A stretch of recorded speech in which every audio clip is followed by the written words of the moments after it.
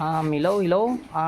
Nako, nagtaka ang iba ka, B-boy. Bakit hindi ka na na-vlog po ng mga anting-anting? Ay, nako, ay minsan kasi busy din, no? Dito ako ngayon sa aking mga babuyan. Yan. Yan diyan ako sa aking babuyan ngayon. Yan. Kaya susunod po ng mga linggo ay mag-vlog tayo ng mga anting-anting, no, kasi sa totoo ay napakahirap din po kasi gawin yung mga anting-anting, no, kaya nako minsan ay nagpapahinga din po ako, no. Kaya kahapon sa Jinsan po ako ng gamot, ngayon ay dito po ako. Kaya marami akong pimples ngayon kasi ay meron kasi akong nainlaban, no, diyan sa labas ng bansa, kaya shout out sa iyo. Mahaba yung buhok niya. Nako, at ngayon ay dito ako, yan. Papakain, yan po ang mga baboy natin, no. Yan. Yan po ang mga baboy natin. Yan. Ngayon ay malalaki na sila, no. Yan. Yan na po sila, oh, yan. Yan na. Yan. Yan na po. Ito po ay update ko po sa aking mga baboy. Ito po ay pa lang po ay 2 buwan pa lang po ito, no. Yan po talaga ay normal talaga yan na pagkuha ng kamera. Yan. Hindi yan pinalaki o sinom, no. Yan po talaga ay normal na pagkuha. Yan, kaya ito ay nakadepende po kasi sa caretaker na nag-alaga, pero ito ay itong May, June 1 pa po itong magtatlo, no.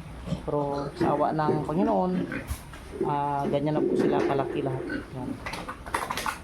At saka dyan po. Kaya yan na. At saka katapos na namin magsagyap, no.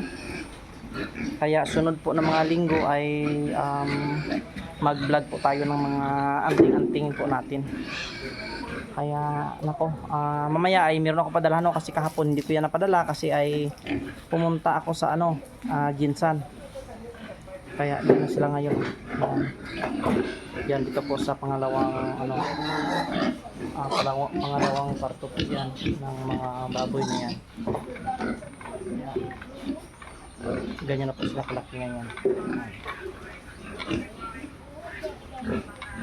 Kaya ulit, no, kung gusto nyo pa rin mag-order, marami pa man ako doon pundo sa bahay.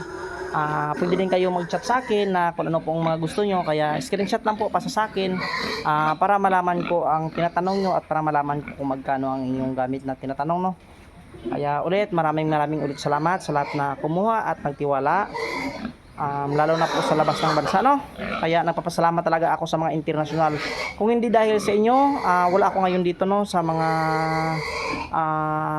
nakapundar ako ng mga ganito. Kasi nga unang-una nagpapasalamat din po ako sa inyo sa lahat po na kumuha, kasi nga malaking blessing din po sa akin yan. Kaya pag kumuha kayo ng gamit sa akin, dapat buo yung tiwala nyo. Naniniwala po kayo na ang gamit na yan ay epektibo kasi yan ay marami na yan mga testamento ng ating gamit ay subok yan sa kumuhay at napakasubok yan sa negosyo. Kaya pakishare natin video, no. Maraming salamat po.